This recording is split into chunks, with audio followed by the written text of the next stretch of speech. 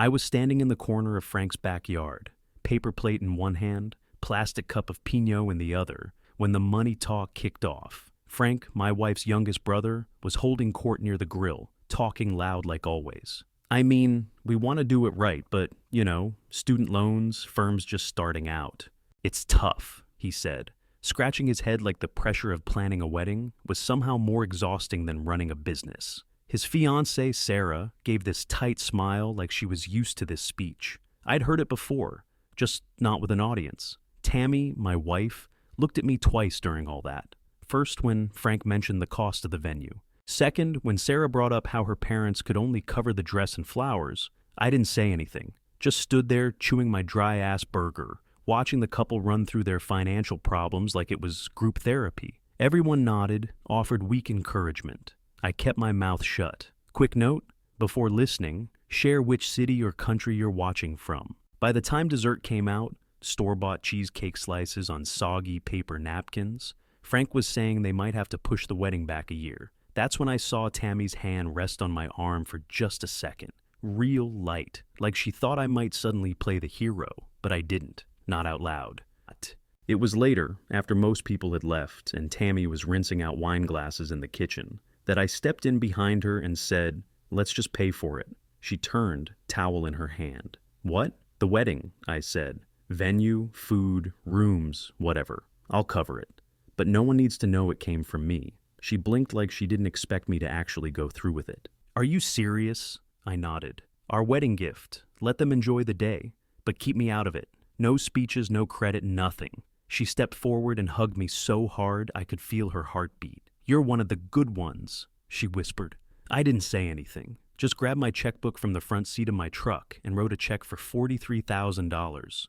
I handed it to her, still warm from my hand, and said, "Make sure it's quiet." She nodded fast. "Of course. No one will know." And right then, standing in that ugly yellow kitchen under buzzing fluorescent lights, I believed her. I was in my office the following Thursday, trying to wrap up a client call when my cell lit up with a number from Canyon Echo Lodge. I figured it was a confirmation or some vendor detail. Nothing out of the ordinary. I picked up with a casual, "This is Halter." The voice on the other end was Dana, the resort manager. I'd met her once during a site visit, sharp lady. She sounded hesitant, like she wasn't sure if she dialed the right number. "Mr. Halter, hi. I just wanted to confirm, per your wife's update, you're no longer attending the Henderson Walsh wedding next weekend?" My whole body went cold. I said, "What the hell are you talking about?" There was this pause, like she suddenly realized something was off. She called this morning, said you wouldn't be attending, but the payment arrangements were staying as is. I thought maybe there was a family emergency or, I'm sorry, should I not have called? I didn't answer right away. I was looking out the window, down at the parking lot, watching a guy in a blue hoodie try to back his truck into a spot he clearly couldn't fit. "No, you did the right thing," I finally said. "Thanks for calling." Then I hung up. 5 minutes later, my phone buzzed again. This time, it was the wedding planner. "Hi, Mr. Halter. Just circling back. Got the guest list update. Tammy mentioned you wouldn't need a seat or dinner count anymore. Just wanted to double check before finalizing." "Go ahead and read the full update she gave you," I said. The planner paused, like she could feel me clenching my jaw through the phone. "You've been removed from the guest list, the seating chart, and the family dinner. But no changes to the payment breakdown. Everything's still under your original sponsorship." That word, sponsorship. Like I was some corporate donor instead of the guy who wrote the damn check. I didn't yell, didn't slam anything, just sat back in my chair and stared out the window again. Same parking lot. Same idiot trying to reverse his truck. I kept thinking, she took my money and cut me out. They weren't just throwing a wedding without me. They were throwing it with me, but treating me like I was already dead. No one had called, no heads up, no explanation. Just deleted me from the day like I was some inconvenience to sweep under the rug. That night, I didn't go home. I drove past the house, but kept going. Found an old diner just off Route 40, sat in a booth with my coat still on. A waitress named Marcy poured me coffee without asking. I nodded at her like I appreciated it, but I couldn't focus on anything except that check. 43 grand. I handed it over with one ask. Stay quiet about where it came from, not erase me. I thought about calling Tammy. I didn't. I already knew what I'd get. deflection, delay, some line about what's best for the weekend. Instead, I sat there and went through every detail in my head. The guest list, the venue, the catering, the hotel blocks, all of it. I'd put this whole thing together behind the scenes. I was the silent pillar holding it up. And now they were building the house without me. They figured I'd stay quiet, like always, be the guy who pays and shuts up. But that's when something shifted. I stopped feeling confused, stopped feeling hurt. The fog cleared, and all I felt was pure clarity. They were trying to play me, and they had no idea who they were messing with. My phone buzzed around 9:30 that night. It was Tammy. "We just need space to focus on Frank and Sarah. You're overreacting. Let's talk when you're calm." Calm? I stared at that screen like it was a joke, like she'd texted the wrong guy. I funded the whole damn event, 43 grand. And now I was being told to chill out, like some idiot throwing a tantrum over folding chairs. I didn't respond. I called the wedding planner again. She picked up quick, probably still on edge from earlier. "Hey, who's handling things now?" I asked. She cleared her throat. "I was told Laura Walsh is point of contact now. She said you were stepping back." Laura? Jesus. Tammy's younger sister. 27, still lived with her parents, worked weekends at a wine bar that never had more than 4 customers at a time. I think she once organized a baby shower in someone's garage, and now she was apparently running a resort wedding, funded by a man she hadn't spoken to in 2 months. "Got it," I said. "Thanks." I hung up. I didn't throw anything. I didn't scream. I just sat down at the kitchen table, opened my laptop, and pulled up the contracts. Venue, Canyon Echo Lodge. I had partial ownership through my hospitality group. Catering, Mesa Flame Events. One of my smaller investments, but I had veto rights on executive contracts. Hotel rooms, all booked through Sedona Peak Properties. I owned the parent company. My hands were steady the entire time. I looked at every signature, every payment confirmation, every contact form. Tammy's name wasn't on a single one. Neither was Frank's, not even Laura's. Every dollar, every booking, every confirmation came through me. They thought I was just the bank, quiet little ATM in the corner who'd keep smiling while they cut me out of my own family like I was nothing but a bad mood. That's when the switch flipped. I wasn't sad anymore. I wasn't even angry. I was focused. They made the mistake of thinking silence meant weakness. They forgot what I actually do for a living. I build things. I fund things. I own the things people take for granted. And now they were about to learn what happens when you try to erase the guy who signs the checks. I closed the laptop, finished my coffee, and walked outside. The desert air was cold, sharp. I didn't feel it, because while they were planning a wedding, I was about to start planning something else. Next morning, I was halfway through a bagel when Laura called. Didn't even say hi, just launched into it. "This was for your own good. Weddings are emotional, and you've been so tense with work. Tammy didn't want any drama." I didn't answer right away. Just listened to her talk like she was my therapist instead of the one hijacking my money. She kept going. "We didn't want to hurt you. We just thought—" "You thought what?" I cut in. "That I'd bankroll the weekend and sit home like a good boy?" She sighed like I was the exhausting one. "You're twisting it. You gave the money freely. It was a gift." Then she hung up. No goodbye. I walked into the garage and just stood there for a minute, breathing. That tight, controlled breathing you do when the rage is climbing, but you're not letting it win yet. By noon, I had a voicemail from Tammy's mom. Sweet voice, soft tone, like she was trying to calm a child having a meltdown. "Sweetheart, this is a misunderstanding. You should really take the high road. Let the kids have their day. It's not about you, right? Not about me. Just funded by me. Frank didn't call, not a word, not even a lazy thanks. When he finally did reach out, 2 days later, it was a damn text. Appreciate your understanding. Hope to celebrate together soon." Celebrate what? That they pulled one over on me? That I got ghosted from the wedding I paid for and was supposed to be grateful? Then came Tammy. She didn't apologize. She explained. "You gave the money as a gift," she said, like she was teaching me a lesson. "It's not fair to hold it over us now. That's not what love is." I stood there in the living room, phone to my ear, listening to her spin this crap like I was the unreasonable one. "I didn't ask for credit," I said. "I asked to not be erased." "You're making this ugly," she snapped. "This isn't who you are." "No," I said, "but maybe this is who you are." She hung up. By the end of the week, the whole family was circling wagons. They acted like I was throwing a fit, like I couldn't just let them enjoy their moment. Nobody cared that I'd been lied to.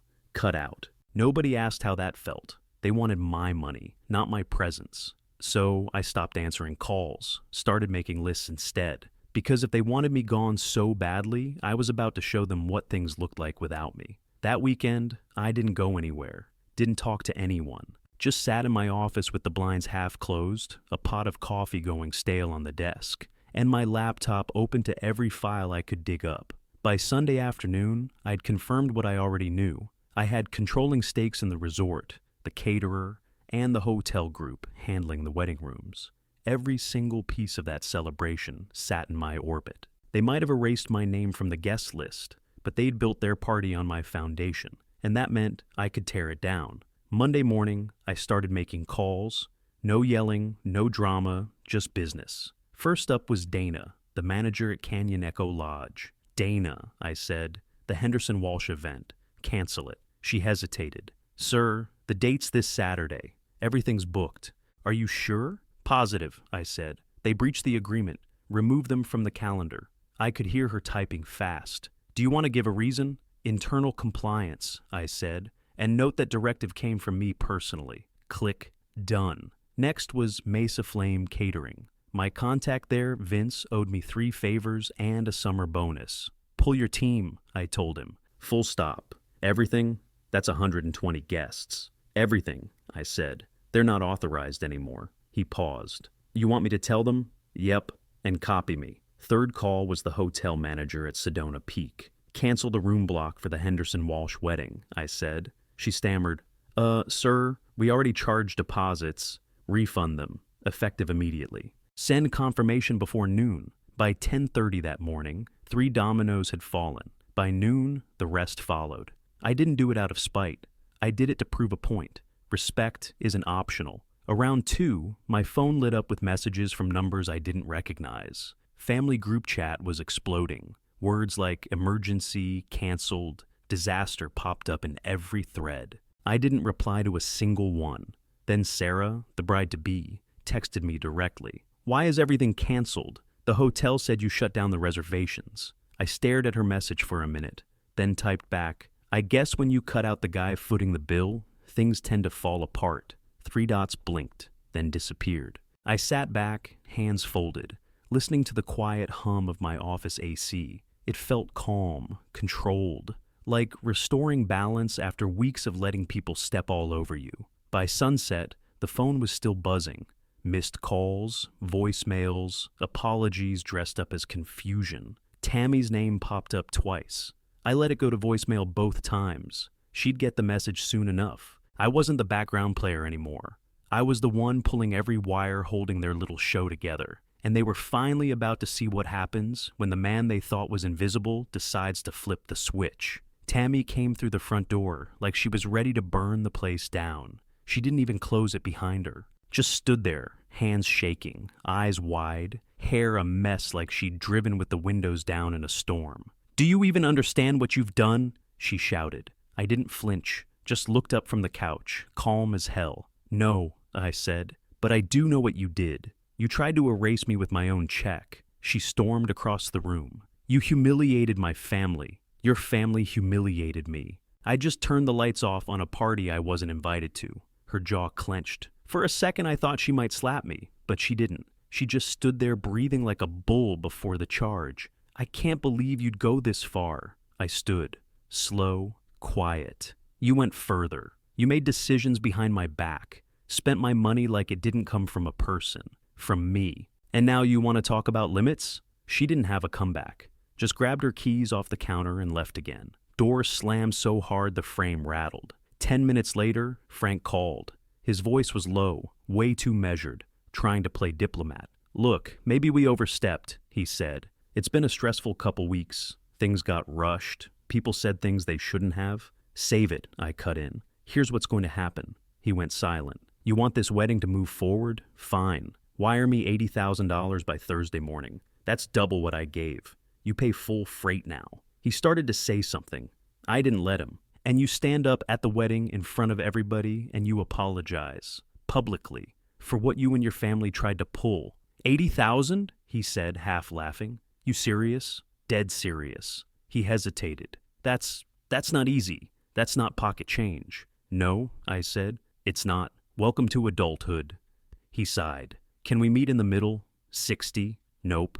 You have 48 hours. After that, I'll make sure every vendor in this state knows exactly who you are. Silence. Then finally he said, okay, because he had no choice. They had no venue, no food, no rooms, no backup plan. I was the infrastructure. I was the floor they'd been walking on without even looking down. They thought I was just money, just Tammy's husband, just a background extra. But they forgot. I don't need attention. I just need leverage, and I had every ounce of it. They wired the money that Friday morning. 80 grand, full amount, no questions. The vendors flipped back on like nothing happened. Rooms reopened, caterers reinstated. Venue polished up just in time. But the guest list, smaller. A lot of folks suddenly unavailable after the drama. Good. Less fake smiling, less bullshit. The ceremony was held on the upper lawn at Canyon Echo, right at sunset. Frank had on a rented suit that didn't quite fit, and shoes he clearly borrowed. Sarah wore a simple gown, not the designer one she posted about months earlier. She looked nervous, raw, real. I stayed in the back near the last row of chairs. Didn't need to be seen. Just needed to see everything. Frank stepped up after the vows, mic shaking in his hand. His voice cracked halfway through. I need to say something, he started. This wedding almost didn't happen, and that was our fault. Mine and Sarah's. We made some bad choices, disrespectful ones. We shut out someone who made this whole day possible. He turned toward me. Everyone did. I want to thank my brother-in-law for stepping in, for holding the line, for showing me what it actually means to show up when it counts. That room, or lawn, whatever, went dead silent. Then Sarah spoke. No mic, just her voice. I'm sorry, she said, looking right at me. We were wrong. And I hope one day you believe we meant that. Her eyes welled up, and it wasn't for show. She looked like someone who finally saw the damage. I gave her a nod. Small. Enough. Tammy, she didn't say a word. Just floated around the edges all night like someone attending her own funeral. Hair pinned tight. Makeup trying to hold back the cracks. She knew. This was the end. She tried to stand next to me during the toast. I stepped away. Quietly. Didn't cause a scene. Just made space. The whole night played out smooth. No DJ, no fireworks, just a quiet dinner, a few speeches, some dancing on a wood platform under string lights. It wasn't flashy, but it was honest, and it was mine. They got their wedding, I got my dignity back, on my terms. I woke up early the next morning, before the sun, before the questions, didn't turn on any lights, just opened the closet, grabbed one duffel bag, and packed what I needed. Couple shirts, jeans, boots, my shaving kit, everything else stayed right where it was. Tammy was in the doorway before I finished zipping the bag. Her voice was soft, but not weak. So that's it? I stood up, looked her in the eyes. That's it. She stepped in closer, like that might change something. You're really walking out? No, I said. I'm walking on. She blinked fast, tears already starting. After 15 years, we built a life. No, I said. I built it. You just started spending it. She shook her head, voice cracking. It was one mistake. It wasn't a mistake, I snapped. You didn't trip and fall into betrayal. You planned it. You chose it. You went behind my back and treated me like an outsider in my own family, then tried to guilt me when I called it out. She tried again. We were overwhelmed. I was just trying to keep the peace. I picked up the bag. You kept your peace. You just killed mine to do it. Her hand caught my sleeve as I passed. Please, don't do this. We can fix it. I looked down at her hand, then back at her. You had 15 years, I said, but it only took 15 minutes to make it clear who I was to you. She didn't say anything else, just stood there crying. I stepped past her, didn't look back, walked out with one bag. No suitcase, no files, no keepsakes. Because my peace wasn't in things. It was in the act of leaving. Leaving behind the woman who watched me disappear from her brother's wedding and said nothing. Leaving behind people who smiled in my face and spent my money like I didn't have a heartbeat. Leaving behind a life that looked good on paper but bled me dry in silence. Out the door, down the steps, into the truck, no drama, no goodbye speech, just a man who finally chose himself over being used. I took the truck north that same morning and didn't stop until I hit Flagstaff. Signed a lease on a furnished rental tucked behind a line of tall pines. Quiet street, no nosy neighbors. First night there, I bought a six-pack and sat on the back porch, just listening to wind hit the trees. No yelling, no guilt trips, no fake apologies. 2 days later, I adopted a dog from a shelter just off Butler. Big shaggy mutt named Juno. They said she was nervous but loyal. We understood each other right away. I didn't check my old phone, didn't log in to shared accounts. Just let the past sit where it was. But the story, that didn't stay quiet. It spread like wildfire. Turns out, people talk when you pull funding for a six-figure wedding and walk out without a single word. Vendors knew. Industry folks knew. Investors I hadn't heard from in years started emailing again. They didn't see me as a pushover anymore. I became that guy. The one who pulled the plug. The one who didn't bluff. And business picked up. Fast. Projects that had stalled suddenly moved. Developers who used to play hardball started speaking a little softer. Clients paid on time. My phone rang with new offers. Because now, I wasn't just some quiet investor in the background. I was the man who reminded people that your name only matters if you make it matter. Then, out of nowhere, Frank wrote me. Not a text. A real letter. Said he started a scholarship for hospitality students. Called it the Quiet Backbone Grant. Said it was inspired by me. Said he finally understood what it meant to build something, not just take from it. I read it once, then again. I didn't reply, didn't need to. He learned something I didn't even mean to teach. What happens when you try to cut out the wrong man? 6 months later, I was standing in the corner of a grand opening event for a boutique hotel in Tucson. High ceilings, reclaimed wood everywhere, soft jazz in the background. My name wasn't anywhere on the press release.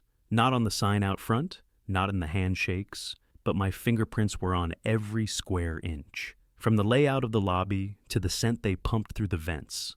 It all had my touch. I didn't need credit. I had something better. One of the younger partners leaned in during the toast. "You're the guy from that wedding story, right?" I didn't answer, just nodded once. That was enough. He straightened up, like he suddenly understood who he was dealing with. Tammy had sent a letter last month, handwritten. Said she missed the life we built. Said she still loved me. Said she wished we could reset. I didn't respond. Because I didn't miss being treated like background noise in my own life. Frank and Sarah invited me to dinner a few weeks back. Just us. No crowd, no fanfare. Said they wanted to talk. No strings, no asks. Just a meal. I showed up. Not for them, for me.